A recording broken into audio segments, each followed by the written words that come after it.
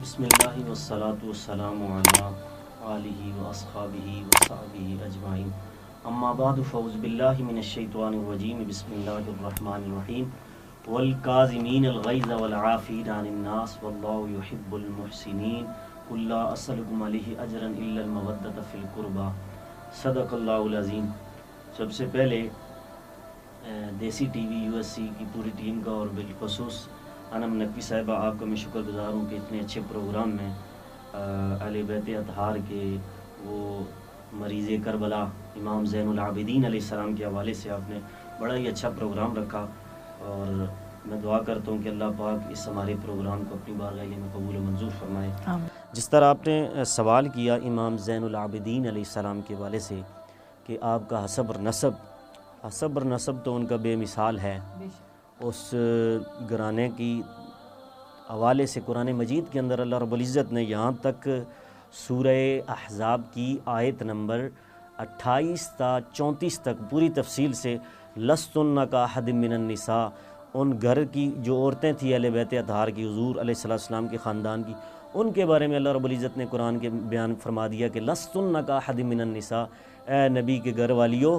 تم اور عورتوں جیسی نہیں ہو۔ تو اب یہاں اسی سے اندازہ لگایا جا سکتا ہے کہ جن کے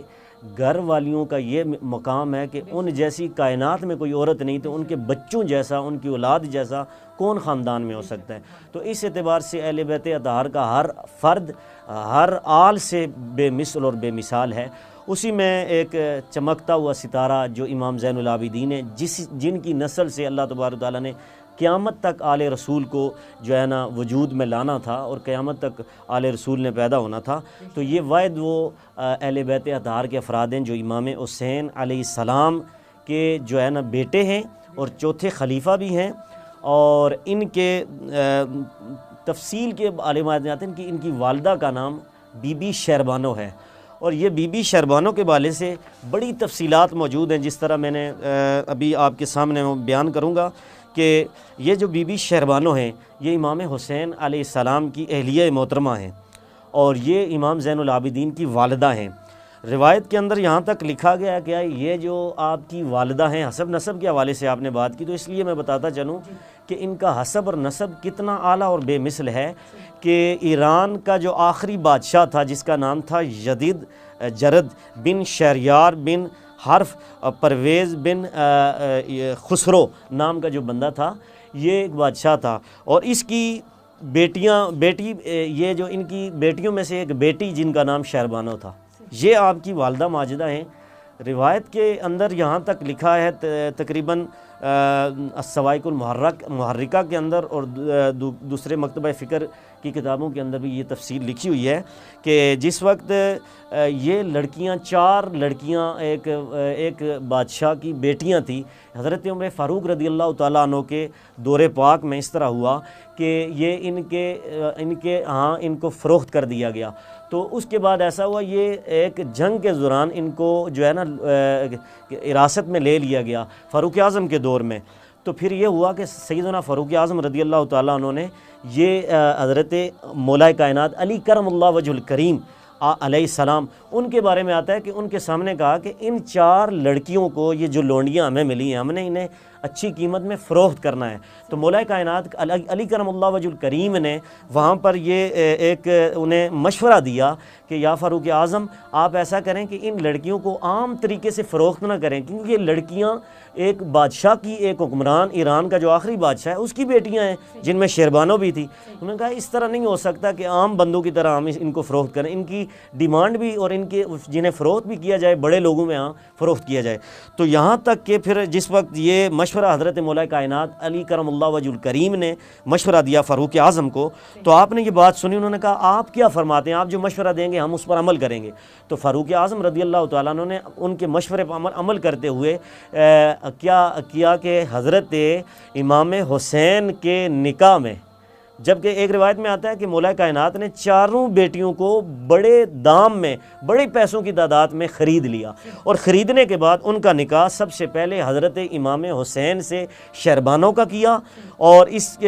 شہربانوں کا کر کے، اور اس کے بعد باقی 3 جو رہتی ہیں، روایت کے اندر آتا ہے حضرت فاروق اعظم کے بیٹے ابن عمر کے ساتھ نکاح ہوا، اور تیسری حضرت سیدنا ابو بکر صدیق کے بیٹے حضرت محمد بن ابو بکر، ان کے ساتھ نکاح کیا۔ تو یہ حضرت شہربانوں ہیں کہ جن کا نکاح اس طریقے سے ہوا کہ یہ فاروق اعظم نے ان کا نکاح کروایا حضرت امام حسین کے ساتھ۔ تو مولا کائنات کے مشورے کے مطابق پھر ایسا شخص پیدا ہوا جس کو امام زین العابدین کہتے ہیں، اور یہ حضور علیہ الصلوۃ والسلام کی آل میں سے ہیں، اور حضور علیہ الصلوۃ والسلام نے فرمایا کل حسب و نسب ینقطع یوم القیامت، قیامت کے دن ہر نسب اور نسب منقطع ہو جائے گا، کٹ جائے گا، لیکن میرا نسب قیامت کے دن نہیں کاٹے گا، وہ قیامت کے دن میرے ساتھ ہوگا اور میرے ساتھ جنت میں جائے گا۔ علامہ صاحب بتائیے گا امام زین العابدین کے کردار کے حوالے سے بتائیے گا۔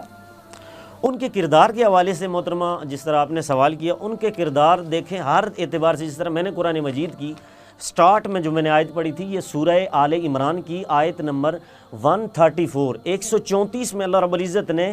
انہی کی سیرت اور کردار کو بڑے اچھے احسن انداز میں ابن عساکر نے یعنی کہ 41ویں جلد صفحہ نمبر 387 پر اس بات کو لکھا کہ اللہ رب العزت نے قرآن مجید کی یہ جو آیت نازل فرمائی، والکاظمین العافین والکاظمین الغیظ والعافین عن الناس واللہ یحب المحسنین، کہ اللہ فرماتا ہے وہ اپنے غصے کو پی جانے والے، والعافین عن الناس، اور لوگوں کو معاف کرنے والے، واللہ یحب المحسنین، اور اللہ تعالیٰ احسان کرنے والوں کو پسند فرماتا ہے۔ یہ تینوں خصوصیات جو قرآن نے اس آیت میں بیان کی، یہ تینوں کی تینی خصوصیات ان کے سیرت اور کردار میں، امام زین العابدین کے کردار میں شامل تھی۔ اور ہوا اس طرح کہ ایک لونڈی تھی، وہ آپ کو وضو کروا رہی تھی، اور وضو کرواتے کرواتے ایسا ہوا کہ اس کا پانی، ایک روایت کے اندر آتا ہے سالن گر گیا، اس روایت ابن عساکر کے مطابق ان سے پانی وضو کراتے ہوئے ان کے جسم کپڑوں پر گر گیا امام زین العابدین کے، تو ان کے کپڑے گندے ہونے کی وجہ سے، داغ لگنے کی وجہ سے انہیں غصہ چڑھا۔ جو ہی ان کو غصہ چڑھا تو فوراً وہ دیکھیں لونڈیاں بھی اس وقت ان کا قرآن کے ساتھ تعلق تھا، تو جس گھرانے کا تعلق ہر لمحہ ان کی لونڈیاں ہوں، ان کی نکرانیاں ہوں، گھر میں خادم ہوں، چوکیدار ہوں، جو بھی ہوں، ان کا تعلق قرآن کے ہی ساتھ ہے، کیونکہ حضور نے خود فرمایا تھا کہ میری آل بیت کا تعلق قرآن سے ایسا جڑا ہوا یہ قیامت کے دن بھی گٹھیں گے۔ تو اب یہ لونڈیوں کا کردار تھا کہ ان کو بھی قرآن اس وقت یاد تھا اور وہ تفسیر اور اس کا ترجمہ بھی سمجھتی تھی۔ لونڈی نے فوراً قرآن کی آیت پڑھی والکاظمین الغیظ، اور غصے کو پی جانے والے۔ جو ہی وہ غصے میں آئے، شدت میں آئے، تو فوراً انہوں نے کیا کیا؟ غصہ پی لیا، اور اس کے بعد پھر کیا اس نے آیت پڑھی والعافین عن الناس، اور لوگوں کو معاف کرنے والے۔ تو جو ہی امام زین العابدین نے یہ سنا، یہ ان کا کردار ہے کہ یہ پڑھ رہی ہے کہ معاف کرنے والوں کو اللہ جزا دیتا ہے، والعافین عن الناس، اور لوگوں کو معاف کرنے والے۔ اور یہ قرآن کی آیت جب پڑھی تو پھر انہوں نے کیا کیا کہ فوراً اسے معاف بھی کر دیا، پہلے غصہ پی گئے، بعد میں معاف کر دیا۔ اور تیسرا عمل کیا کیا؟ تھی وہ لونڈی، لیکن کیا ہوا؟ تیسرے مقام پر اس نے تیسرا حصہ قرآن کا پڑھا، واللہ یحب المحسنین، اور اللہ تعالیٰ احسان کرنے والوں کو پسند کرتا ہے۔ جو یہ اس لونڈی نے یہ جملہ پڑھا تو امام زین العابدین کا کردار دیکھیے، قرآن کے ساتھ تعلق اور شغف دیکھیے کہ امام زین العابدین نے بتایا کہ تمہاری اگر قبضے میں کوئی ہو اور وہ جو ہے نا تمہارا خادم ہو اور تمہارے کنٹرول میں ہو تو تم اسے آزاد کر دو، تو فوراً آپ نے اس لونڈی کو آزاد کر دیا۔ یہاں پر ناظرین وقت ایک بریک کا ملتے ہیں، بریک کے بعد رہیے ہمارے ساتھ۔ بسم اللہ الرحمن الرحیم۔ ویلکم بیک ناظرین۔ علامہ صاحب بتائیے گا کہ امام زین العابدین جیسے کہ بہت زیادہ عبادت گزار تھے، تو اس حوالے سے بتائیے گا۔ دیکھیں جی محترمہ، آپ نے جو سوال ان کی عبادت کے حوالے سے کیا، اس حوالے سے میں اتنا ہی کہوں گا کہ امام حسین علیہ السلام کے 3 بیٹے تھے،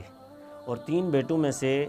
پہلے بیٹے کا نام تھا علی اکبر، بڑا بیٹا، ٹھیک ہے، تینوں کے نام علی کے ساتھ تھے، اور دوسرے کا نام تھا علی اوسط، اور یہ جو علی اوسط ہیں یہ امام زین العابدین کا اوریجنل نام ہے۔ اور زین العابدین جس سے ابھی ہمارا پروگرام چل رہا ہے، یہ زین العابدین یہ ان کا لقب ہے، ٹھیک ہے۔ اور لقب کس وجہ سے بنا؟ یہ لقب اسی جو کوسچن آپ نے کیا کہ انہیں ان کی عبادت گزاری کیا، عبادت کتنی کرتے تھے، کیا شغف تھا عبادت کے ساتھ، اللہ کے ساتھ کتنا تعلق تھا، تو یہاں پر میں بتاتا چلوں کہ دوسرے جو امام تھے ان کا نام تھا علی اوسط اور تیسرے کا نام تھا علی اصغر، یعنی کہ ایک بڑے ایک درمیانے، یہ عربی کے لفظ ہیں اوسط، اکبر، اصغر، تو یہ درمیانے بیٹے تھے حضرت امام حسین کے، تو اس لیے ان کا اوریجنل نام علی تھا اور علی اوسط نام تھا، ٹھیک ہے، اور ان کا لقب تھا زین العابدین، اور زین العابدین کا معنی وہی ہے جو آپ نے کوسچن کیا، زین العابدین کا معنی ہے کہ عبادت کو مزین کرنے والا، عبادتوں میں منفرد مقام رکھنے والا، اور اس کو اللہ تبارک و تعالیٰ یہ شرف عطا کرے کہ ہر وقت وہ عبادت کرے۔ کتنی عبادت کرتے تھے؟ روایت کے اندر یہاں تک آتا ہے کہ امام زین العابدین اتنی عبادت کرتے تھے کہ عبادت سے پہلے جب وضو کرتے تھے تو وضو کرتے وقت آپ کے چہرے کا اور جسم کا رنگ زرد پڑ جاتا تھا، اور زرد پڑ جاتا یہ خوف تھا، یہ بھی عبادت تھی کہ عبادت کے ساتھ شغف رکھنے کے بعد اللہ کا خوف اتنا تھا، اتنی رقت طاری ہو جاتی تھی کہ آپ کے محبین آپ سے سوال کرتے تھے کہ حضرت امام آپ بتائیے کہ آپ حالانکہ آپ پر جہنم کی آگ بھی حرام ہے، آپ آل رسول ہیں، خون رسول ہیں، اور اس کے باوجود ڈرتے کیوں ہیں؟ تو آپ نے یہ جملہ ارشاد فرمایا کہ میں جو ڈر رہا ہوں، ہم نے امت محمدیہ کے لیے سیرت بننا ہے، ان کے لیے کردار بننا ہے۔ تو پھر وہ روایت کے اندر آتا ہے کہ ایک رات میں 3000 رکعت پڑھتے تھے، 3000 تک وہ رکعتیں رات ساری پڑھتے تھے۔ تو یہ ان کا شغف تھا عبادت کے ساتھ، اور اس کے علاوہ اور بھی ان کے القاب ہیں۔ ایک ان کا اور لقب ہے سجاد، تو سجاد کا معنی زیادہ سجدے کرنے والا، تو اتنے سجدے کیا کرتے تھے کہ نام کے ساتھ ان کا لقب ہی یہ پڑ گیا سجاد۔ اور تیسرا اس کے بعد ان کا ایک رقب تھا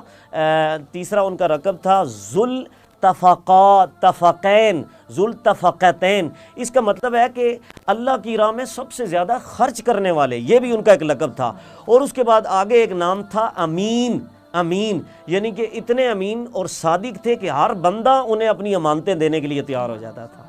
علامہ صاحب بتائیے گا کربلا کا میدان، جیسے کہ کربلا کا میدان ہوا برپا، تو تب کیا کردار تھا امام سید سجاد کا، اور اس کے بعد سفر شام میں ان کا کردار کیسا رہا؟